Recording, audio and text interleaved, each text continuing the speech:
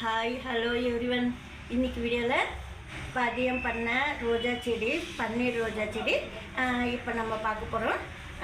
அதே சமயத்தில் இன்னொரு பதியம் பண்ண ரோஜா செடிக்கும் ஃபெர்டிலைசர் கொடுக்கலாம், புது ரோஜா செடிக்கும் ஃபெர்டிலைசர் கொடுக்கலாம். வீடியோக்குள்ளே போகிறதுக்கு முன்னாடி புதுசாக பார்க்குறோம் நம்ம சேனலுக்கு சப்ஸ்கிரைப் பண்ணிக்கோங்க. வாங்க வீடியோக்குள்ளே போகலாம். இப்போ இந்த ரோஜா செடி பாருங்கள், பன்னீர் ரோஜா பாருங்கள், சூப்பராக மொட்டு வந்துடுச்சு பாருங்கள். இந்த சின்ன கவரில் தான் நான் நட்டு வச்சுருந்தேன். ஆனால் மெயின் பிரான்ச் பாருங்கள் எவ்வளோ சைஸில் வச்சுருந்தேன் சொல்லிட்டு, இங்கேருந்து புது கிளை, இங்கே சின்ன கிளை பாருங்கள், இவ்வளோ சைஸில் தான் வச்சுருந்தேன். இப்போ மொட்டு வந்துடுச்சு பாருங்கள் பன்னீர் ரோஜா.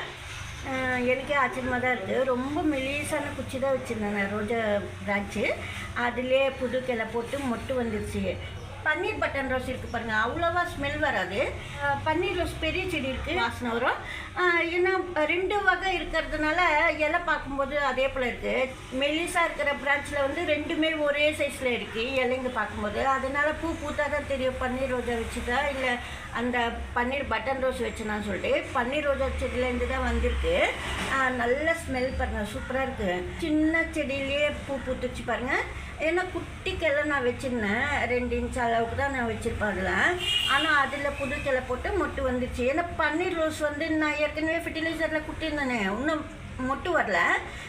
திருப்பியும் ஒரு ஃபெர்டிலைசர் கொடுத்துருக்குறேன். ஏன்னா பன்னீர் ரோஸ் செடியில் சில டைமில் சில பன்னீர் ரோஜாலாம் ஃபஸ்ட்டு வாங்கிறது தான், அதுக்கப்புறம் பூ பூக்கலை. இருந்தாலும் கொஞ்சம் ஃபெர்டிலைசர்லாம் கொடுத்துன்னு இருக்கேன். நம்ம பதியம் பண்ணிடலாம், பதியம் செடியில் வருதான்னு சொல்லிட்டு முன்னெல்லாம் வச்சுருந்தேன், நிறைய ஸ்டெம்மெல்லாம் வச்சு.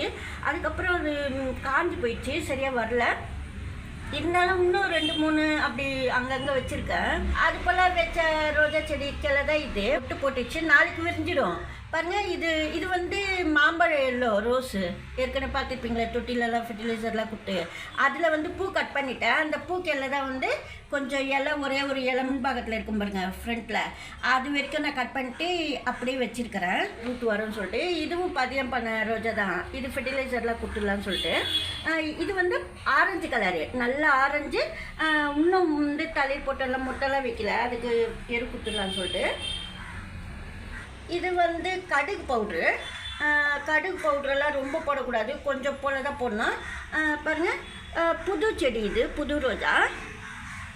இது போல் சைடில் வந்து ஒரு 1/2 ஸ்பூன் அளவுக்கு தூவி வைக்கணும். அதிகமாக போடக்கூடாது. ஏன்னா சின்ன கப்பில் நான் வச்சுருக்கேன், மாற்றும்போது கவர்லேருந்து சின்ன கப்பில் தான் வச்சுருக்கேன். பாருங்கள், இது வந்து ரொம்ப ஒரு துளி தான் இது. இதுக்குள்ளே நான் வந்து கொஞ்சம் கட்டியாக இருக்குது இந்த தண்ணி பட்டினால, அது வந்து இதுக்குள்ளே நான் வச்சிடுறேன். இது போல் சின்ன சின்ன செடிக்கு வந்து ஒரே ஒரு சிட்டிக்கு தான் போடணும். இப்போ நீங்கள் இது போல் செடிக்கெல்லாம் வந்து இப்படி தான் ஒரு பிஞ்ச் எடுத்து இப்படி போடணும்.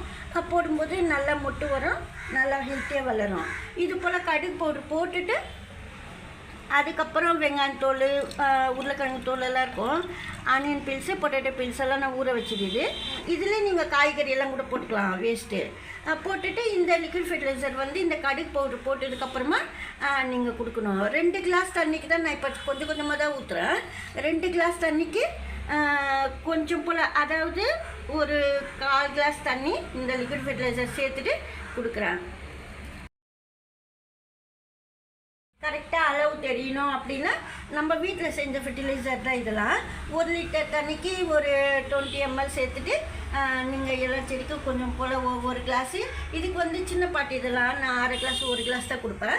இதுக்கெல்லாம் வந்து ரொம்ப 1/2 கிளாஸ் 1/4 கிளாஸ் தான் கொடுக்குறேன். இந்த சின்ன சின்ன செடிக்கெல்லாம் கொஞ்சம் போல் தான் கொடுப்பேன்.